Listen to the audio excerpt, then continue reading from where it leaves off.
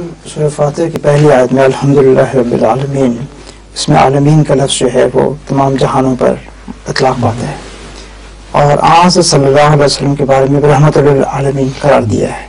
یہ جو لفظ استعمال ہوا ہے، ان کے سکوپ میں کچھ فرق ہے یا نہیں؟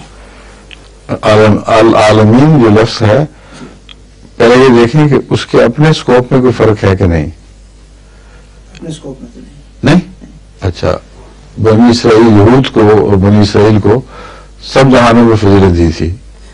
جی، جغرافیائی لحاظ سے جی جغرافیائی نہیں، حضرت مریم کو تمام دنیا کی عورتوں کو فضیلت بخشی گئی ہے، اور حضرت فاطمہ رضی اللہ تعالیٰ عنہ کو بھی سید النساء فرمایا گیا ہے۔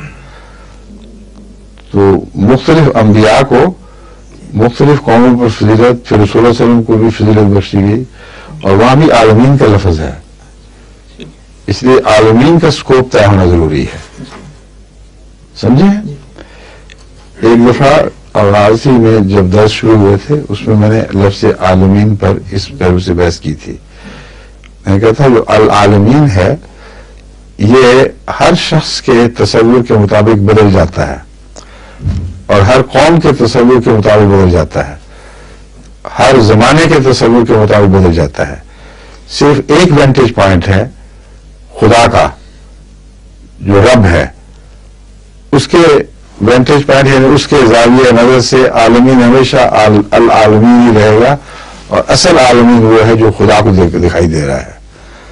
لیکن جب وہ بندے کے حوالے سے کرتا ہے تو ایک چوٹی کا عالم اور ہے اور ایک انسان کا عالم اور ہے۔ تو پہلے تو بندے کے حوالے سے یہ فرق ہوگا کہ بندے کا عالم اور جانور کا عالم اور کیڑے کا عالم، مکوڑے کا عالم، مچھلی کا عالم، بھینس کا عالم، کیا یہ ایک ہی ہے؟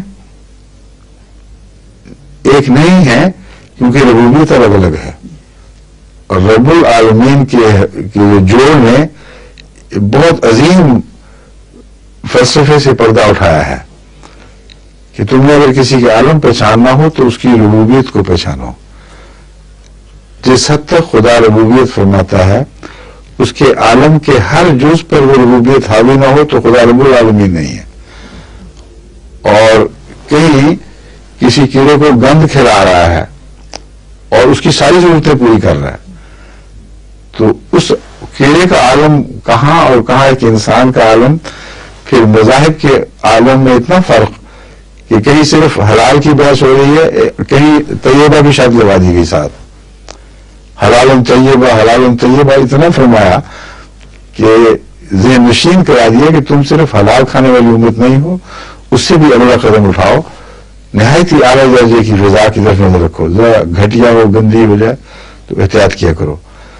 تو اب یہ دیکھیں عالم کتنے پیدا ہوئے، کتنے مختصر، کتنے وسیع، اور ان کی کوئی انتہا نہیں ہے۔